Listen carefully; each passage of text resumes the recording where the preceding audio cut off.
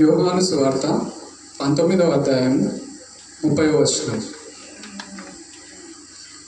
యేసు ఆ చిరక పుచ్చుకొని సమాప్తమైనదని చెప్పి తల వంచి ఆత్మను అప్పగించెను. దేవుడి వాక్యం మన ఆత్మీయ మెలుగుతమై దీవించి ఆశీర్వదించును గాక. ఆమేన్.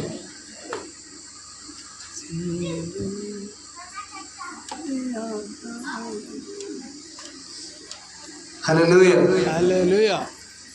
అందరు సంతోషంగా ఉన్నారా? చెప్పండి. చివరి సమయంలో ఉన్నామంటారా? హల్లెలూయా. దేవుడు మరి 2000 సంవత్సరాల క్రితం నీ కొరకు నా కొరకు కలవరి శిలువలో తన విలువైనటువంటి రక్తాన్ని కార్చి నిన్ను నన్ను తన స్వరక్తాన్ని ఇచ్చి కొనుక్కున్నాడు. హల్లెలూయా. నమ్మిన వాళ్ళందరూ హల్లెలూయా చెప్దాం మరొకసారి. హల్లెలూయా. ఈరోజు మరి నాకు ఇచ్చినటువంటి యొక్క యేసుక్రీస్తు శిలువలో పలికినటువంటి 7 మాటల్లో నుంచి నాకు ఇచ్చినటువంటి మాట ఎన్నో మాట?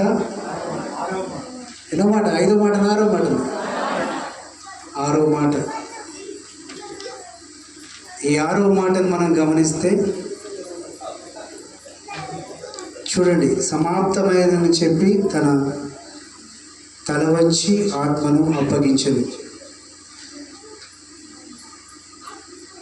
ఈ యొక్క 6 మాటలు ఇప్పటి వరకు ఈ యొక్క 6వ మాట మనం ధ్యానిస్తున్నాము. అన్నీ చెప్పినటువంటి మాటలులోకెల్లా అత్యంత ప్రాధాన్యమైనటువంటి వాక్యం ఈ యొక్క మాట. ఒక వ్యక్తి మాట్లాడే ప్రారంభపు మాటల కన్నా చివరి మాటలు చాలా శ్రేష్టమైనవని అనుకుంటారు. అవునా కాదు?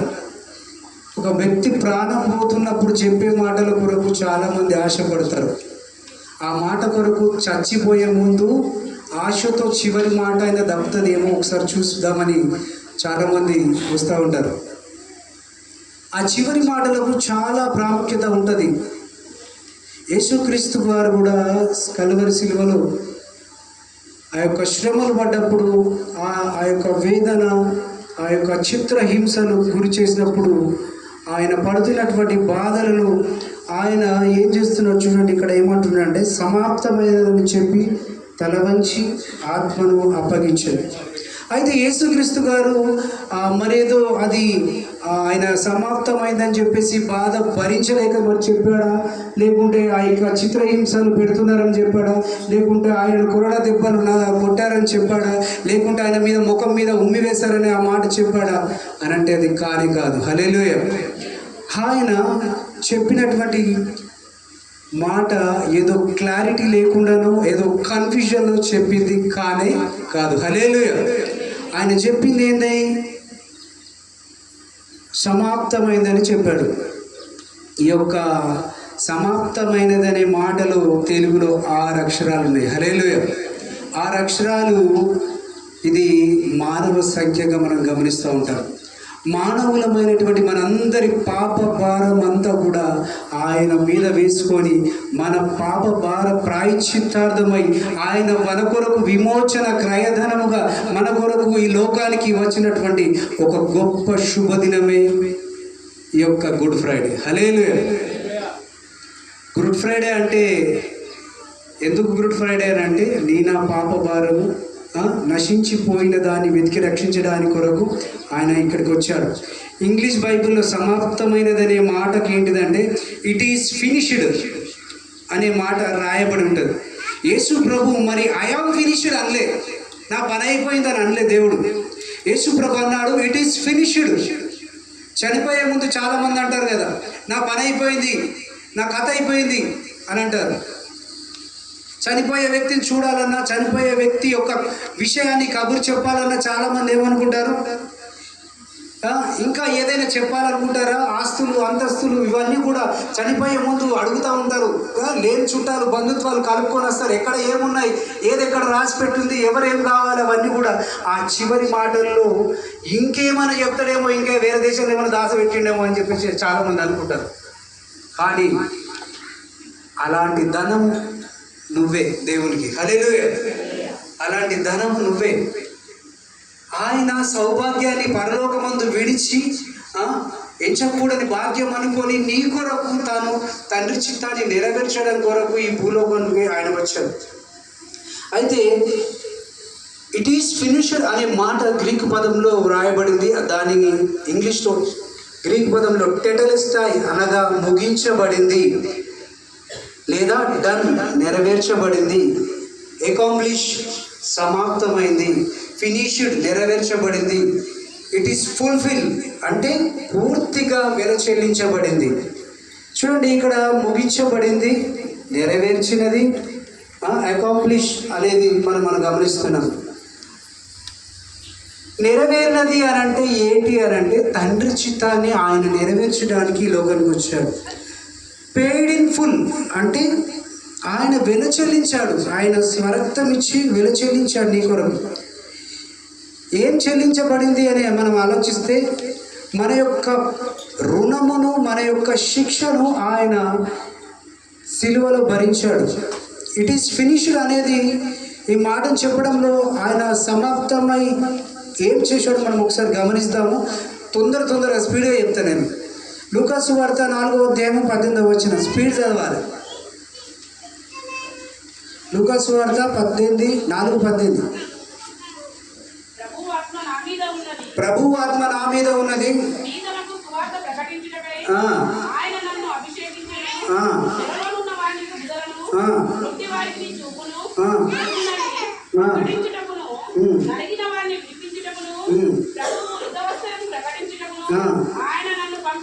హల్లెలూయా. తండ్రి ఎందుకు పంపాడు అంటే బీదలకు సువార్త ప్రకటించడానికి, చెరలో ఉన్న వారికి విడుదల కలగజేయడానికి, గుడ్డి వారికి చూపించడానికి ఆయన ఇక్కడికి వచ్చాడు.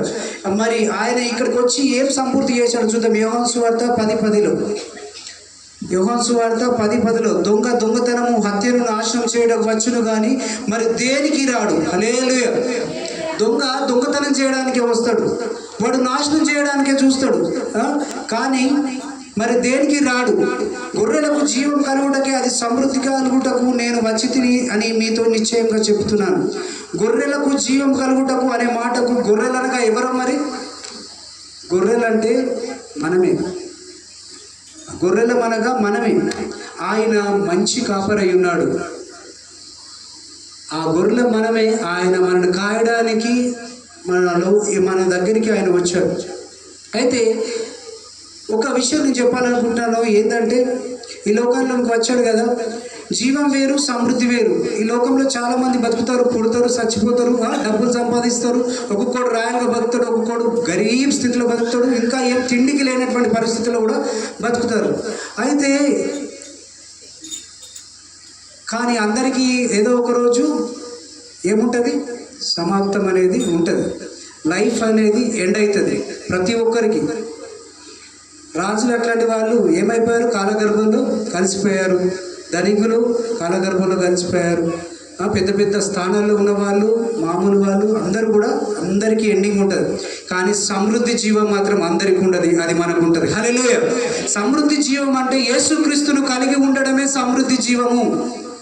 లివింగ్ మీనింగ్ఫుల్ లైఫ్, యేసుక్రీస్తును కలిగి ఉండడమే స్వచ్ఛమైన సమృద్ధి జీవము. లివింగ్ లైఫ్ ఎక్స్ సాటిస్ఫాక్షన్, దేవుని లోపల మనము సాటిస్ఫాక్షన్గా ఉండడం. లివింగ్ లైఫ్ ఎ జాయ్, ఆనందంగా ఉండడం ప్రభువు లోపల. లివింగ్ లైఫ్ ఆఫ్ పీస్, ప్రభువు లోపల శాంతికరమైనటువంటి జీవితాన్ని కలిగి ఉండడమే నిజమైనటువంటి జీవితం. సంతోషము, సమాధానము, అర్థవంతమైనటువంటి జీవితాన్ని అన్నీ కూడా ప్రభువు లోపలనే మనకు దొరుకుతాయి. చూడండి, ఇక్కడ కొన్ని విషయాలు మీకు చెప్పాలనుకుంటున్నాను. యోహాను సువార్త 17వ అధ్యాయం 14వ వచనం. యోహాను సువార్త 17 4వ వచనం. చేయుటకు నీవు నాకిచ్చిన పని నేను సంపూర్ణంగా నెరవేర్చి భూమి మీద నిన్ను మహిమపరిచితిని. హల్లెలూయా. చేయుటకు నీవు నాకిచ్చిన పనిని సంపూర్ణం చేయడానికి దేవుడు నీ కొరకు నా కొరకు వచ్చాడు. ఆయన ఇక్కడికి వస్తాడని, ఇక్కడ పనులన్నీ జరుగుతాయని ఆయనకు అన్నీ కూడా తెలుసు. అదే యెషయా గ్రంథం 53:5. నేను షార్ట్కట్లో చెప్తున్నాను. యెషయా 53:5. మన అతిక్రమ క్రియలను బట్టి అతడు గాయపరచబడును, మన దోషములను బట్టి. హల్లెలూయా. దేవుడు ఎందుకు వచ్చాడంటే నీ అతిక్రమములను, మన పాపములను, మన దోష దోషములను బట్టి ఆయన మన దగ్గరకు వచ్చాడే తప్ప ఆయన విడుచుకోలేనటువంటి తండ్రి దగ్గర సౌభాగ్యాన్ని విడిచి ఇక్కడికి రాలేదు. మనం చేసినటువంటి పాపాలను బట్టి ఆయన నలుగొట్టబడ్డాడు. మనం చేసినటువంటి అతిక్రమలను బట్టి ఆయన దూషించబడ్డాడు. అదేవిధంగా లూకా సువార్త 2వ అధ్యాయము 41 నుంచి 49 వరకు స్పీడ్గా చదువు. పస్కా పండుగ వచ్చినప్పుడు ఆయన తల్లిదండ్రులు యెరూషలేమునకు వెళ్ళుచుండువారు. ఆయన 12 ఏళ్ల వాడై ఉన్నప్పుడు ఆ పండుగను ఆచరించుటకై వాడుక చొప్పున వారు యెరూషలేమునకు వెళ్ళిరి. ఆ దినములు తీరిన తర్వాత వారు తిరిగి వెళ్ళుచుండగా బాలుడైన యేసు యెరూషలేములో నిలిచెను. యోసేపును ఆయన తల్లియు ఆ సంగతి ఎరుగక ఆయన సమూహంలో ఉన్నాడని తలంచి ఒక దిన ప్రయాణము సాగిపోయి తమ బంధువులలోనూ నెలవైన వారిలోనూ ఆయనను వెతుకుచుండిరి. ఆయన కనబడనందున ఆయనను వెతుకుచు యెరూషలేమునకు తిరిగి వచ్చిరి. 3 దినములైన తర్వాత ఆయన దేవాలయములలో బోధకుల మధ్య కూర్చుండి వారి మాటలను ఆలకించుచు వారిని ప్రశ్నలు అడుగుచు ఉండగా చూచిరి. ఆయన మాటలు వినిన వారందరూ ఆయన ప్రజ్ఞకును ప్రత్యుత్తరములకును విస్మయం పొందిరి. యోసేపును ఆయన తల్లియు ఆయనను చూచి మిగులు ఆశ్చర్యపడిరి. ఆయన తల్లి, కుమారుడా, మమ్మను ఎందుకు ఇలాగ చేసితివి? ఇదిగో నీ తండ్రియు నేనును దుఃఖపడుచు నిన్ను వెతుకుచుంటిమని ఆయనతో చెప్పగా ఆయన, మీరేల నన్ను వెతుకుచుంటిరి, నేను నా తండ్రి పనుల మీద నుండేవాళ్ళని మీరు ఎరుగరా అని వారితో చెప్పాను. యేసుక్రీస్తు 12 సంవత్సరాల వయసులో పస్కా పండుగకు తన తల్లిదండ్రులతో యెరూషలేముకు బయలుదేరాడు. యెరూషలేముకు బయలుదేరినప్పుడు అక్కడ యేసుక్రీస్తు అక్కడ తల్లిదండ్రులను విడిచి వెళ్ళినట్లుగా మనం ఇక్కడ ఈ యొక్క బైబిల్ వచనంలో మనం చూస్తున్నాం. అయితే ఇక్కడ తల్లిదండ్రులు ఆ సంగతి ఎరగక ఆ సమూహంలో యేసుక్రీస్తు కొరకు వెతుకుతున్నారట, ఎక్కడ వెళ్ళాడు నా కుమారుడని. అయితే ఆ 3 దినముల తర్వాత దేవాలయంలో మధ్యలో కూర్చుండి ఆ వారి మాటలు ఆలకించుచు వారిని ప్రశ్నలు అడుగుచు ఉండగా చూచిరి. ఆయన మాటలు వినిన వారందరూ ప్రజ్ఞను ఆయన చెప్పేటటువంటి 12 సంవత్సరాలలో ఆయనకున్నటువంటి దేవుని పట్ల ఉన్నటువంటి తృష్ణను కనుక మనం చూస్తే గమనిస్తే ఇక్కడ ఏమంటున్నాడంటే, ఆయన మీరేల నన్ను వెతుకుచుంటిరి, నేను నా తండ్రి పనుల మీద నుండవలనని మీరు ఎరగరా. ఆయన తండ్రి పనిని చేయడం కొరకే ఇక్కడికి రాబడ్డాడు. 10 నిమిషాలు అయిందా? Okay, right.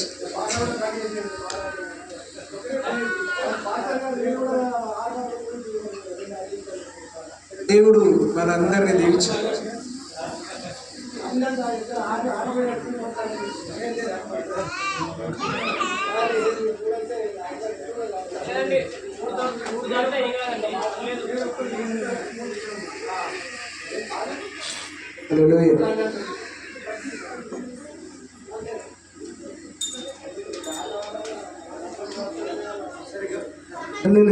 గమనించండి, పాట వద్దు కానీ సరే 7వ మాట బైబిల్ పఠనం చేయడానికి మన మధ్యలో ఉన్నటువంటి బ్రదర్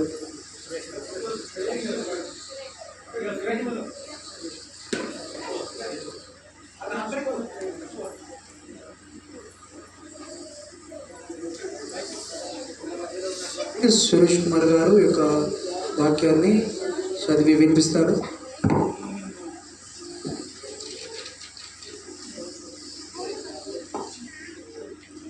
ఏడవ మాటగా లూకా సువార్త 23వ అధ్యాయం 46వ వచనం. తండ్రి, నీ చేతికి నా ఆత్మను అప్పగించుచున్నాను. చదవబడిన వాక్యం ఆత్మల వెళ్తమై దేవుడు దీవించి ఆశీర్వదించుగాక. చివరి మాట వాక్యోపదేశం చేయవలసిందిగా ప్రజోత్ కుమార్ గారిని ఆహ్వానిస్తున్నాను.